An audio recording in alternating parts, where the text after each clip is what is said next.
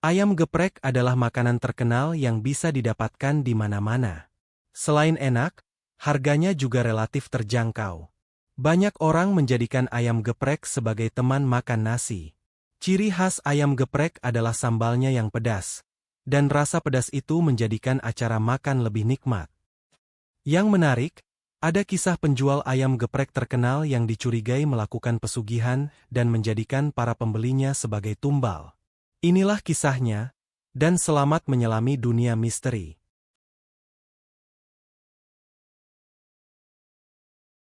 Ayam geprek Bu Surtiti terkenal di berbagai kalangan.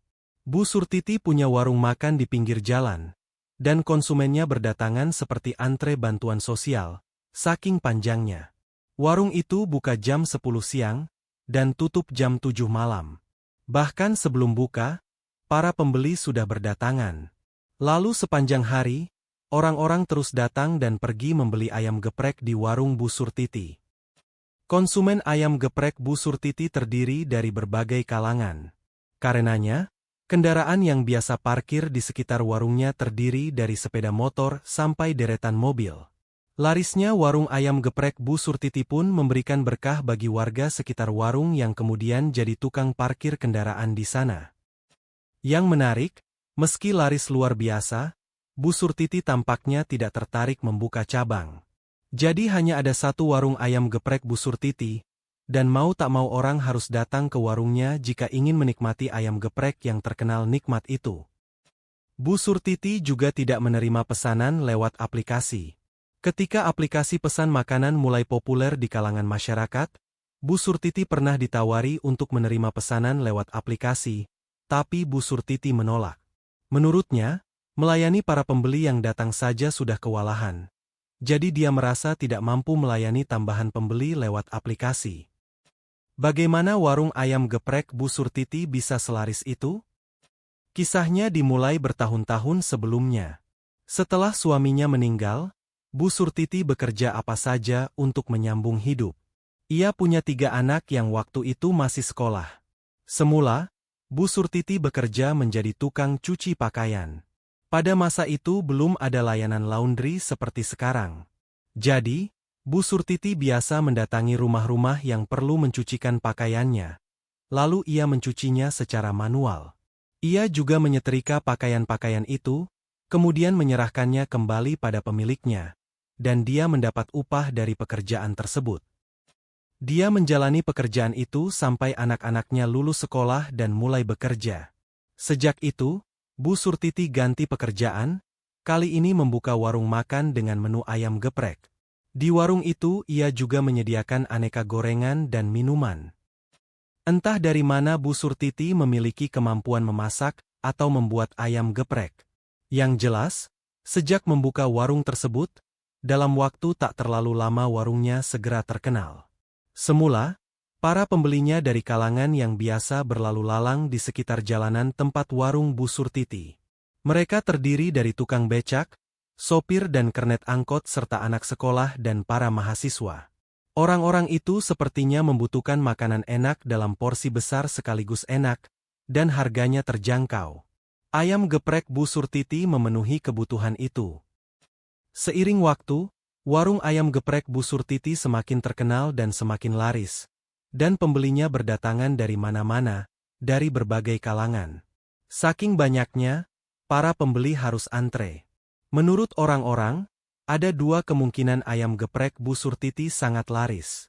Pertama karena memang enak, atau kedua karena warung ayam geprek Bu Surtiti tidak punya saingan. Seperti umumnya ayam geprek, Bu Surtiti menggunakan cabai yang sangat pedas untuk sambalnya. Orang-orang biasa menyebutnya cabai setan. Biasanya, orang yang memakan sambal dengan cabai setan akan sangat kepedasan dan hidungnya sampai berair saking pedasnya. Namun karena sambalnya enak, mereka menikmati rasa pedas itu. Awal mula munculnya isu pesugihan terkait warung ayam geprek Bu Surtiti adalah ketika ada pembeli yang mengalami peristiwa aneh.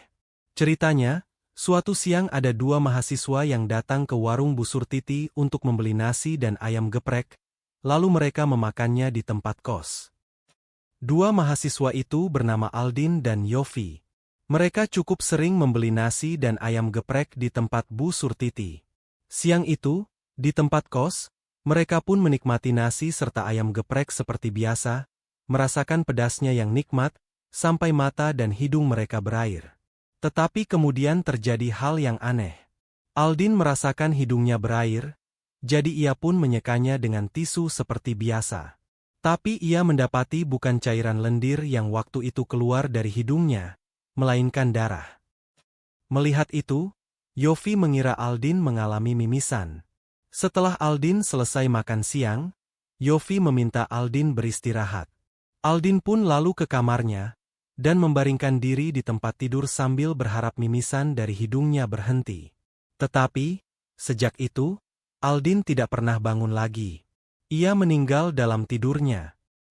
Semula, peristiwa mimisan yang dialami Aldin hanya dianggap peristiwa biasa, dan tidak ada orang yang mengaitkannya dengan ayam geprek Bu Surtiti. Tetapi, 3 bulan kemudian peristiwa serupa terulang, kali ini menimpa seorang perempuan bernama Fatimah.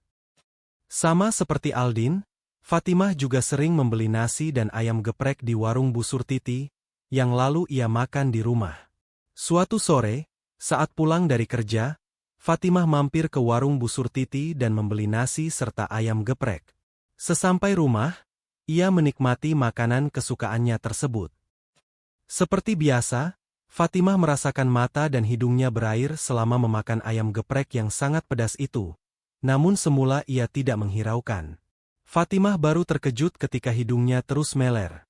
Lalu ia menyekanya dengan tisu, dan mendapati tisu itu bernoda darah. Ternyata kali ini yang meler di hidung Fatimah bukan lendir seperti biasa, tapi darah. Usai makan, Fatimah pun mengatasi mimisan di hidungnya dengan menggunakan daun sirih. Kebetulan ada tetangga yang memiliki tanaman daun sirih di samping rumahnya. Fatimah meminta beberapa lembar daun sirih, lalu ia gunakan untuk menyumpal hidungnya yang berdarah. Sambil menunggu mimisannya mereda, Fatimah berbaring-baring di tempat tidur. Sampai kemudian ia tanpa sengaja terlelap dalam tidur, dan tak pernah bangun lagi.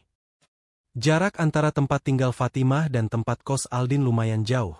Jadi 2 peristiwa yang bisa dibilang mirip itu mungkin tidak akan diketahui atau dicurigai siapapun, andai saja Fatimah tidak punya adik yang sekampus dengan Aldin.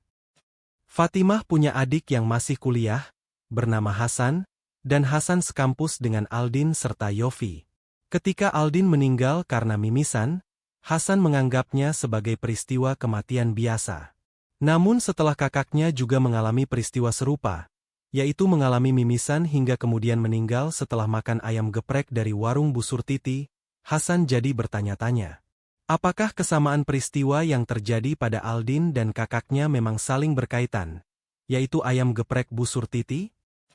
Hasan merasa curiga, tapi ia tidak punya bukti apa-apa.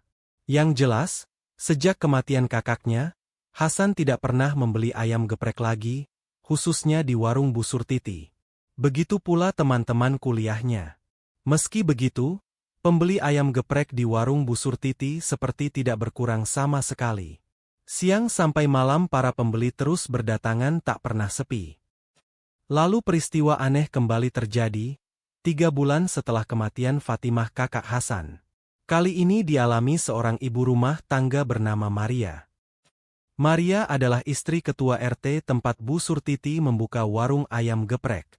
Seperti banyak orang lain, Maria juga sering membeli ayam geprek di warung Bu Surtiti, yang kemudian ia nikmati bersama keluarganya. Suatu siang, Maria seperti biasa datang ke warung Bu Surtiti, membeli 3 porsi ayam geprek untuk makan siang bersama suami dan anaknya. Usai makan, Maria mengalami mimisan. Sama seperti Aldin dan Fatimah, semula ia mengira itu lendir yang biasa muncul di hidung saat makan sambal yang pedas. Tapi ketika menyekanya dengan tisu, ia mendapati hidungnya berdarah. Maria pun lalu berbaring-baring sambil nonton televisi, sambil berharap mimisannya berhenti. Sampai kemudian ia tanpa sadar tertidur di depan televisi, dan tidak pernah bangun lagi. Ketika mendengar kabar Maria meninggal karena mimisan setelah makan ayam geprek di warung Bu Surtiti, kecurigaan Hasan semakin besar. Aldin, teman kuliahnya, meninggal karena mimisan setelah makan ayam geprek Bu Surtiti. Fatimah, kakak perempuannya, juga meninggal karena mimisan setelah makan ayam geprek Bu Surtiti. Dan sekarang Maria, istri Pak RT, meninggal dengan cara yang sama. Mungkinkah kesamaan itu cuma kebetulan? Hasan lalu terpikir untuk membicarakan persoalan itu dengan suami Maria, yang merupakan ketua RT di tempatnya. Jadi Hasan pun lalu mengajak Yofi, teman sekos Aldin, untuk menemui ketua RT. Di hadapan ketua RT, Hasan memaparkan apa yang terjadi pada Aldin dan Fatimah, yang telah meninggal dalam selang waktu 3 bulan, yang bisa dibilang sama dengan yang terjadi pada istri Pak RT. Mendengar penjelasan itu, Pak RT ikut curiga, tapi bagaimanapun mereka tidak punya bukti apa-apa selain kecurigaan atas penyebab kematian yang bisa dibilang sama. Bagaimanapun, menurut Pak RT, mereka tidak bisa tiba-tiba melabrak Bu Surtiti hanya berdasar kecurigaan. Belakangan, mereka memang tidak pernah melabrak Bu Surtiti meski mereka mencurigai ada yang tidak beres dengan warung ayam gepreknya. Namun, isu soal kematian 3 orang konsumen ayam geprek Bu Surtiti kemudian santer beredar di tengah masyarakat, dan isu terus mengalir kemana-mana. 3 orang diketahui meninggal setelah mengalami hal yang sama, dan setelah menyantap ayam geprek yang sama. 3 orang itu meninggal dalam selang waktu 3 bulan yang sama. Orang-orang pun curiga, dan sejak itu isu pesugihan muncul. Orang-orang saling bisik-bisik kalau Bu Surtiti menggunakan bantuan makhluk halus untuk melariskan warungnya, dan ia menumbalkan para pembelinya sendiri.